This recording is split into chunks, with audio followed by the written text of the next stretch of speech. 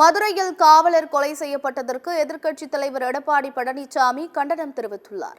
மக்களை காக்க வேண்டிய காவலர்களுக்கே தமிழகத்தில் பாதுகாப்பு இல்லை என்றும், காவல்துறையினரின் பாதுகாப்பு பறிபோவதற்கு காவல்துறையை தனது நேரடி கட்டுப்பாட்டில் வைத்திருக்கும் முதலமைச்சரே காரணம் என்று குற்றம் சாட்டியுள்ளார். முதலமைச்சர் மு.க.ஸ்டாலின் அரசியல் ஸ்டண்ட்களை ஓரம் வைத்துவிட்டு தமிழகத்தை காப்பாற்ற நடவடிக்கை எடுக்க வேண்டும் என்றும் எடப்பாடி பழனிசாமி வலியுறுத்தியுள்ளார். இதேபோன்று காவலர் கொலைக்கு கண்டனம் தெரிவித்துள்ள தமிழக பாஜக தலைவர் அண்ணாமலை, சட்டம் ஒழுங்கு குறித்து முதலமைச்சர் மு.க.ஸ்டாலினுக்கு அக்கறை இருக்கிறதா என கேள்வி எழுப்பியுள்ளார்.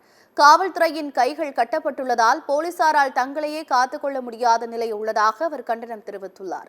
மது விற்பனையை முறைப்படுத்தி போதைப்பொருள் புழக்கத்தை கட்டுப்படுத்த வேண்டிய திமுக அரசு தனது கட்சியினரின் வருமானம் பாதிக்கப்படக்கூடாது என்பதற்காக எதையும் கண்டுகொள்ளாமல் இருப்பதால் தமிழகத்தில் குற்றங்கள் பெருகி உயிர் பலிகள் அதிகரித்துள்ளதாக தெரிவித்துள்ளார்.